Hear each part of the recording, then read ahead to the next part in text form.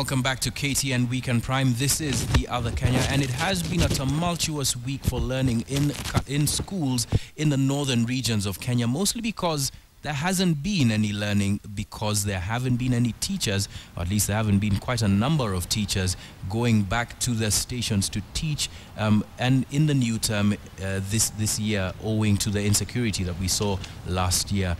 And here to discuss that strike of sorts, I've got to my immediate right, Bwana Wilson Sosion. He's a KNUT Secretary General, a man who is being searched for by the CID. Who will tell us how that went. And right next to him is Ms. Sarah Ruto. She's an educationalist. Thank you very much for joining us on the program tonight. And a man not a stranger to this show, Abdulaziz Farah, Member of Parliament for Mandera East. I'm sure you have very interesting perspectives on what the other side is to Bwana Sosion's argument. And we'll get to that in a moment. But first, we've got a story to look into this issue. Now, all schools across Kenya were had opened by were set to open by January the 5th for the academic year. However, this was disrupted by a nationwide strike that was called off on the 15th of January, about 10 days later. And 4 days later, on the 19th of January, all teachers returned to their workstations except those assigned to Wajir, Garissa, Marsabit and Mandera counties. The back and forth between the teachers and their employer has continued at the expense of learners in the forgotten north.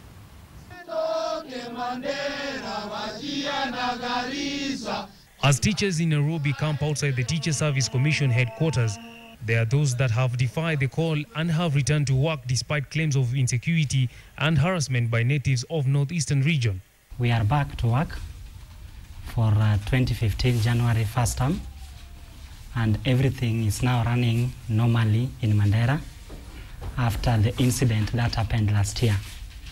That was an isolated incident that I will appeal to everybody who loves this country to treat it as an isolated case. The local teachers and the non-local teachers are served equally. We've never had crisis before. We have had a very good working relationship with our teachers. In most cases, we provide our teachers with free housing when institutional housings are available. We don't charge them a cent. We go an extra length in providing beddings and mattresses and cutleries when they are new. We give them interest. In many cases, we even go to the extent of buying them food until they get their salaries. Mandera County was ranked as the poorest performing county in the national results of KCPE in 2012 with a mean score of 182 marks, and in subsequent years the performance has not improved. Despite the dire statistics, teachers have chosen their security over the calling. Kuna mwalimu alichapwa kichapo kizuri na mpaka akapelekwa hospitali. If our teachers are so aggrieved, if our teachers have been molested in Northeastern, why must they wait for an unfortunate incident where 64 people died in Mandera County to bring out all this? Why must they not have reported and put it on record, either with the county directors of TSC or with the police stations, which are all manned by non-locals? We are being marginalized in this area. They could have not called us to offer our services to this area. Some of us are being treated very well, like personally, our manager sent for all our teachers air ticket to come back to Mandera.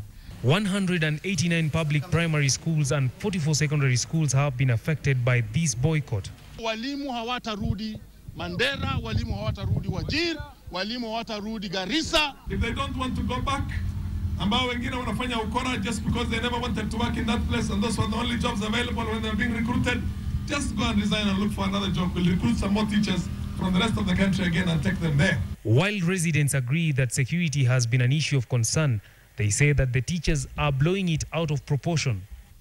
Na sikia watu wanaongea huko na huko kusema sijui huko usalama ni mbaya, na waeleza kwanza issue ya the teachers waje warudi wafanye kazi. Mimi niko Mandera saizi na waeleza ya kwamba usalama iko shwari. It is very unfortunate that the whole secretary is keeping teachers in Nairobi, turning the KNUT office to be a bedroom for teachers, giving them bread and tell them not to go to report for duties in Northeastern Province.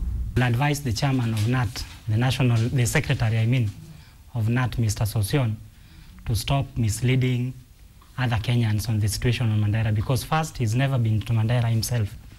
He doesn't know the situation in Mandera. As the first term for all public and private schools across the country draw near towards the end, it will be a different matter to comprehend for school-going children in Garissa, Wajir, Marsabit and Mandera if teachers do not come to rescue their syllabus that has already fallen behind schedule. Stanley Mbichu, KTN, Nairobi.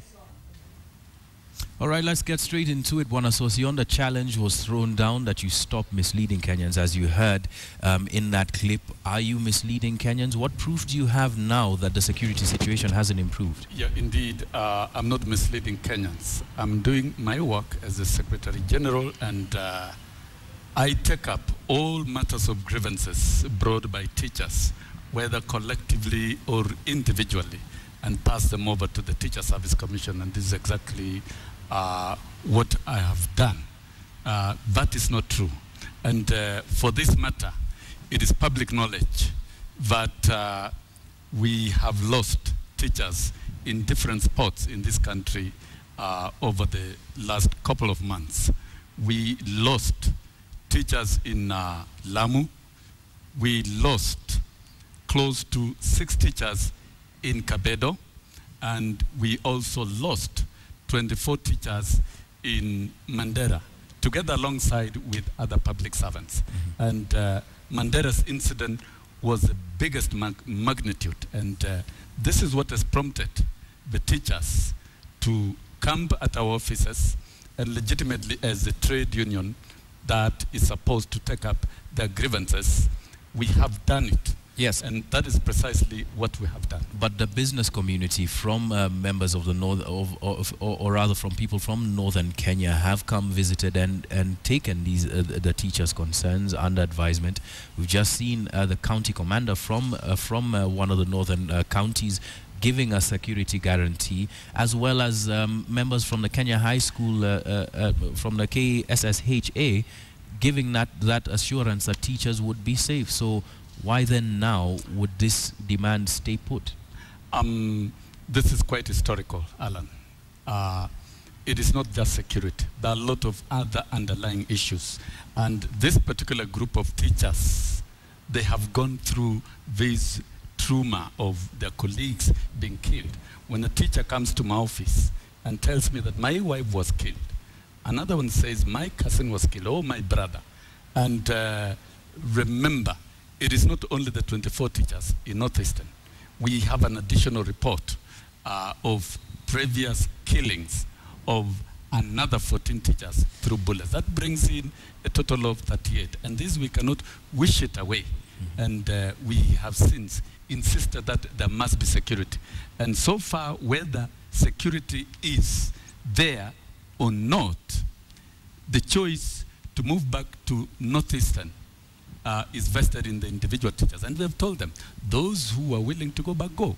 Those who do not want to go back, we will still take up the issues as a union. Because when you talk, when a police officer tells you that he's in Mandera or anywhere and security is guaranteed, how can we trust that? The working environment of teachers is that schools are located in rural areas, and therefore they will have to move away from towns to the very rural settings. Yes. And what is the guarantee that every school has got security personnel, and the other underlying challenges have even changed? And I hate to sound callous about this. According to teachers, yes, because I don't instruct them what to do. That must be corrected. I take up, they instruct me what to do for them.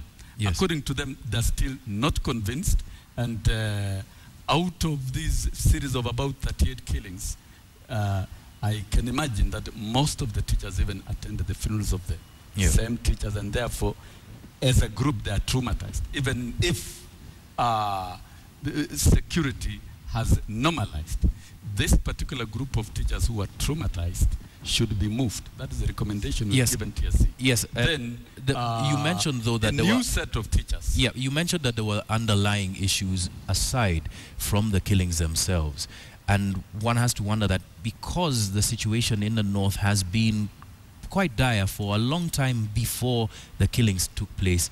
How many applications for transfers have been seen by KNUT and by the TSC that would lay further ground and credibility for the claims that are being made now? We have received 1,053 transfer applications, and we've taken statement of accounts from these particular teachers, and we wanted to develop a watertight report and to get evidence of even the other underlying issues where teachers have been assaulted, and there's evidence of police abstracts. There are so many issues, and that we looked at it is quite horrific. And we took our time as a union, and we committed our department to compile a comprehensive report, which we gave to the business community. And I must thank the business community from Northeastern region, because we spend a lot of time discussing these matters, and they appreciated our report, and they confirmed that those underlying challenges are real, and they would undertake to engage in civic education and also to guarantee that these workplace and social challenges are eliminated, so that we can have an enabling environment, so that the children of Northeastern moving forward can access quality education from teachers who are motivated and who feel safe. And that is a file we've done with the business community. Okay, point made. Let's go to you, Wanafara. The claims that he's making about there being that there are underlying issues point to something that really has been existent that perhaps a lot of people haven't talked about. So today, can you say with all certainty that Mandera, where you come from, is safe enough for teachers to go back? Thank you, John. Let me begin from the point where I want to tell Kenyans that the situation is not the same in Mandera, specifically in Mandera. The security has been improved tremendously, and we want Kenyans of all sorts of background, whether they're teachers or civil servants, to go back to their workplaces and work. This we thank the government for doing, in fact, that good work. But let me come to the question now. The question that there are underlying issues, I don't buy that. It's not there. But wouldn't you call the hardship that a teacher faces in Mandera an underlying issue? The question that there are hardships, there are the other things that the teachers have mentioned, all that thing is a fallacy. They don't exist.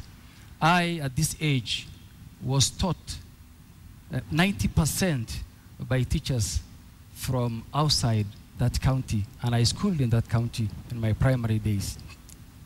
Now the point is, Mandera, for example, has so many people who come from outside the county who are not necessarily teachers in all the sectors, agriculture, roads, water, everywhere.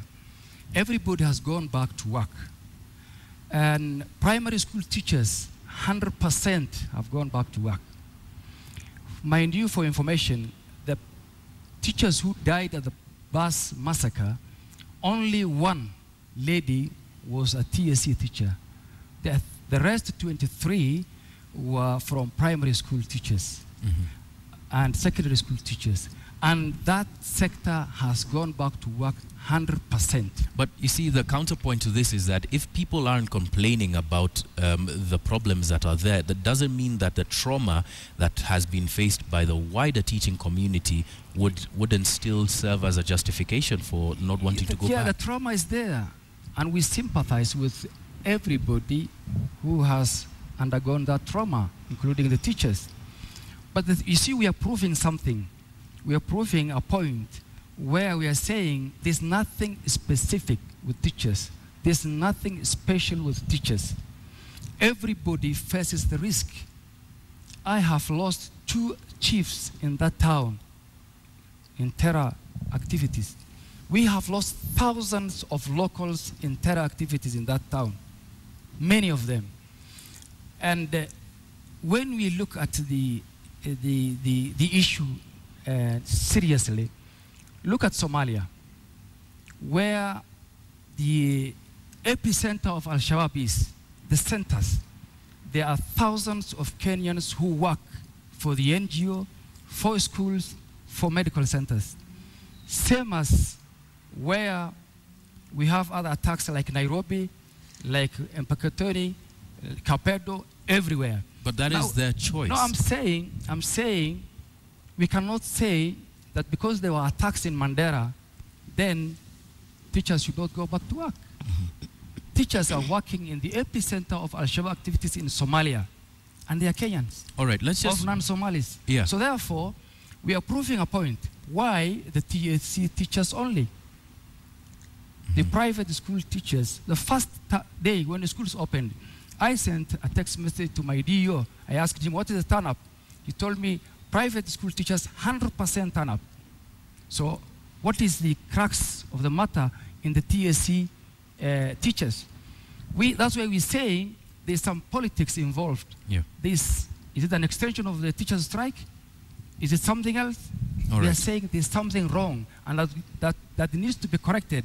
And therefore, we don't want some people in this country to balkanize regions of this country, so that this country becomes ungovernable. All right. Let's just get Ms. Ruto into this conversation. Structurally speaking, you were part of a team that authored a report about the state of education in the North back in 2010. Structurally speaking, is there any justification for the teachers that are under the TSC, for instance, in saying that they shouldn't go back based on what you saw then and what you're seeing today?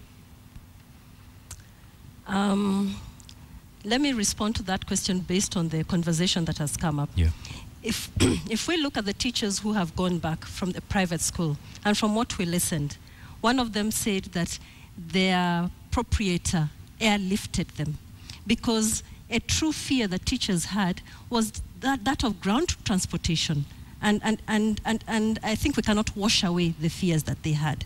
So what I'm saying is that there's a group of teachers who are being met halfway by some of their fears being redressed, and therefore it is allowing them to go back and work. And quite a number of these, I would presume, are also in the more urban centers. And perhaps one would need to see the same kind of thing, because the state of education in this country has always been disproportionate, and more so for what was traditionally your districts called the Northern Frontier, or the Northern Kenya. But it doesn't mean that you cannot have good things going on there. And let me use the example of Garbatula.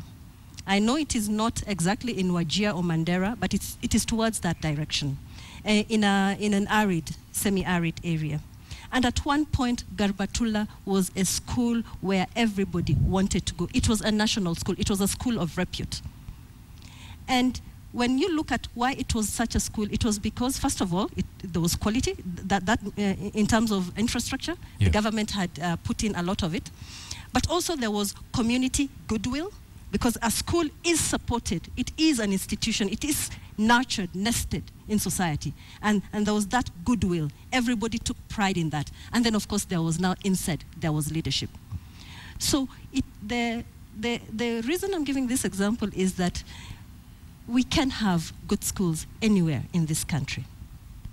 And there are in factors that need to be looked at, but there are also external factors that need to be looked at. Yeah. And rather than having a situation where we are now saying that this is not the case and that is not the case, that cannot work in education, because children are growing and we have to solve that. That's true. And let's get actually to the point of children. According to the Form 1 intake this year, about 94 students from Nairobi, private schools, quite a number of them, have been accepted in Elwak Secondary School. Based on what you know about the structure of schooling there in Mandera, would that be a recommendation that you think parents would easily take, given what we have today? It would be difficult, because if you cannot be assured that your child is safe and therefore has a life, then it is very difficult for you to make certain decisions about their schooling. And so one would like perhaps to see a two-pronged approach going on, because I think Up to now, we treat all schools as though they're the same, and sometimes the schools that have receive more. We seriously do need affirmative action, where we tool schools to be of a minimum quality that is for all. And then secondly, of course, there are various security issues that, of course, need to be sorted out, which is not my department. But a bigger worry is that I think we are seeing a bigger balkanization. People call it tribalism, nepotism. These isms, yes, they are really taking root. And therefore, even if it is not LWAC, you will see some children will choose not to go to other schools in other provinces simply because of an ism. Yeah. And that is something that actually needs to be looked at. And there is something about the school of today that is not nurturing the nationalism of yesterday that allowed somebody like me to choose the school furthest from home that took me to Kieni Girls. You hardly see that today. Great point there. And Fatma Muhammad on Twitter asks you, actually, Wana Sosion, why isolate NEP kids, people from the northern region, which is what a lot of people from there seem to think that you're doing, and further entrenching this balkanization when they are Kenyans like everybody else and deserve a chance at learning. I would like to set the record straight. As a union, we are committed to the rights of all children wherever they are. Then why not look for a solution that then why not look for a solution that works for education them as well? This is the solution that we recommended, and if it was adopted, it would have worked right from the beginning. And still, anyway, we are still insisting it should be done. This group of teachers who are traumatized, even if you send them back and their hearts are not willing to work, then they will never do anything meaningful or constructive. Therefore, the most professional answer is to move them to other areas where their services are needed. And we've asked Teacher Service Commission, because there are excess vacancies of teachers who have left service out of natural attrition, vacancies close to 2,000, allocate all of them to Northeastern Province as quickly as is practically possible. Yeah. Those teachers who want to go back, don't touch them, let them go back. But isn't that something that's interchangeable by people who are seeing this and are affected by this same discussion? It's not interchangeable. Because society, teachers, after all, are in tools that you can just interchange. With a society that is periodically hit by calamities of this nature, we must look for solutions that work. In 2008, during the post-election violence, in the hotspots of this country, we did the same to evacuate teachers who felt were not safe and they needed to move to other safer parts of the country. We allowed that. It worked meticulously well, and those particular teachers were sorted out. But that presupposes that the infrastructure in northern Kenya is the same as that was in the Rift Valley, and that's not the point. And in any case, the issues that have been advanced by the teachers, you cannot run away from. Somehow, we must sit around the table and discuss. We've not been invited for discussions by government, and we've only been able to discuss with the business community of Northeastern and with my leadership.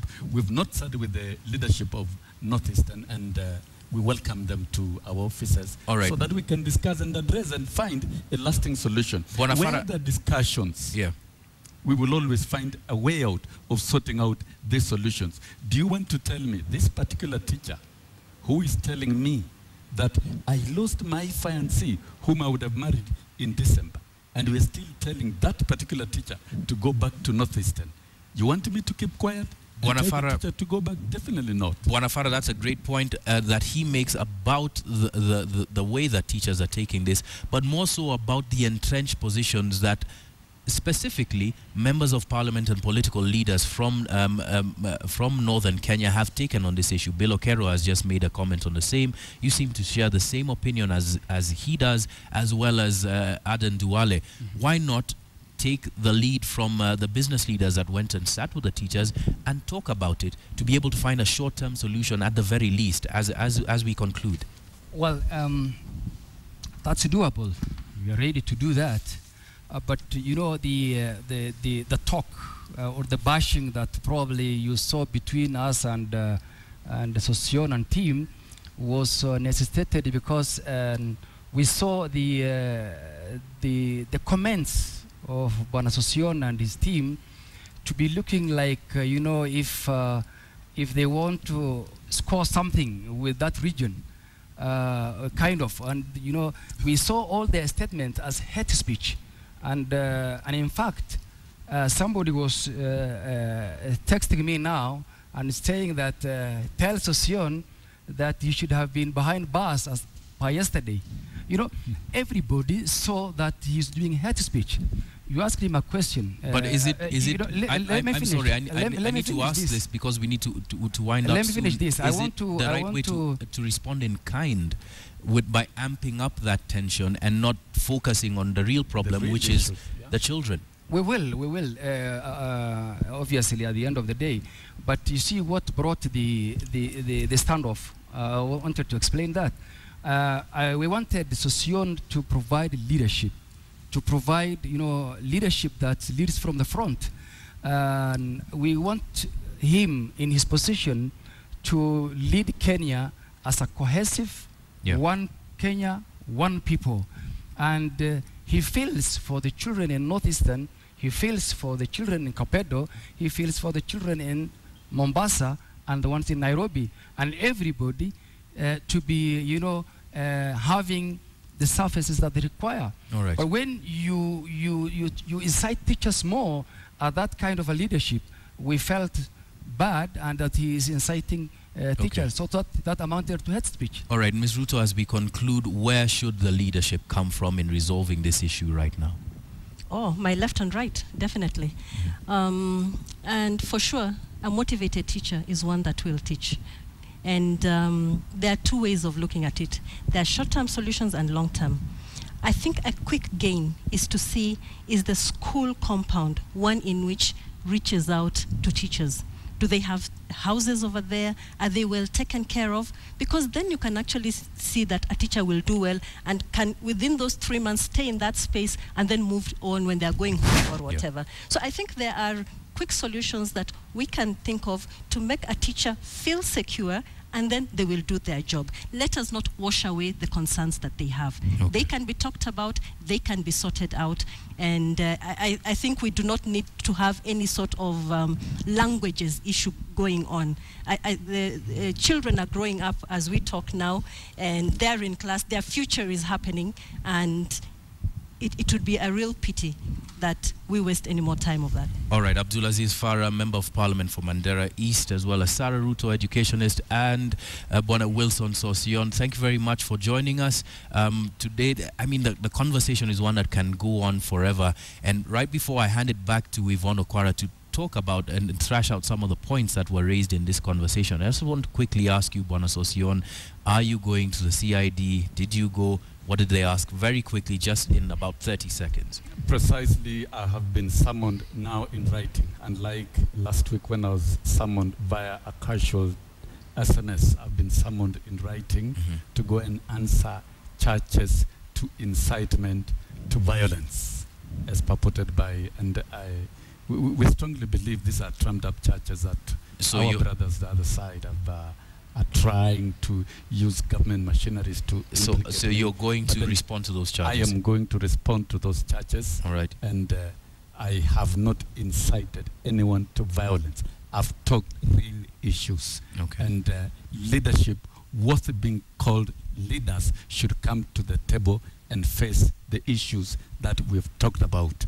All right. We'll keep repeating that. And as a union, we are not balkanizing Northeastern. All right, I'm going to have to cut you off there. Thank you very much. And we will leave it at that. You've heard that Bwana Sosion is going to go and face up to the CID charges of incitement with respect to what's been happening the past week. Yvonne Okwara, what is the point of the discussions that we've been having here? What are those salient nuggets that we can take home from this discussion?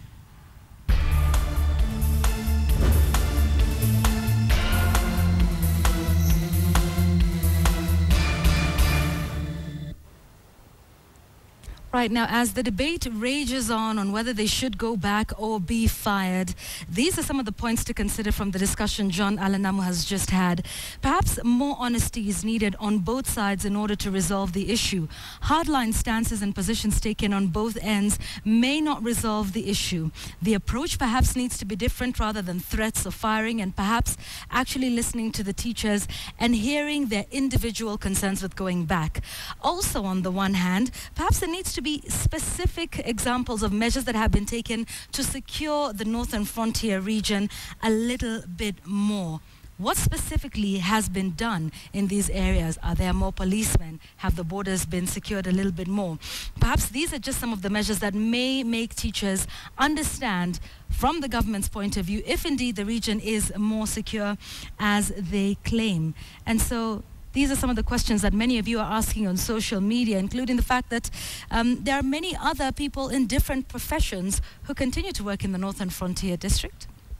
Civil servants, businessmen, indeed some quarry workers. And of course, we remember the attack, the last one was on quarry workers. So they continue to be in these areas. And of course, there are many other areas that have faced attacks like have been seen in Mandera. Lamu is one of those regions where over 60 people were killed in those attacks that took place in Mpeketoni. There are many areas that continue to face insecurity. Mombasa is one of them. So perhaps more honesty on both sides. And as Wilson Sosion said, perhaps they need to sit down on the table. Rather than talking from their different ends, and perhaps there they might come to some middle-term and long-term solutions, as SVETS M1 has said on social media. And lastly, this is about a bigger issue than just teachers feeling insecure in the northern frontier region of this country.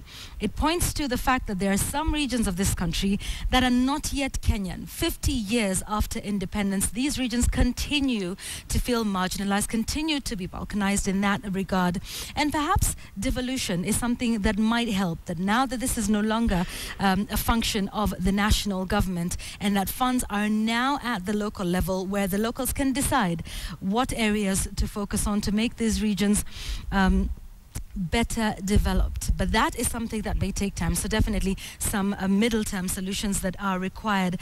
As one person said on Twitter at BGM254, you say this divide between us will make us call for referendum to going out of the country. And so these are just some of the bigger issues that must be considered in this debate.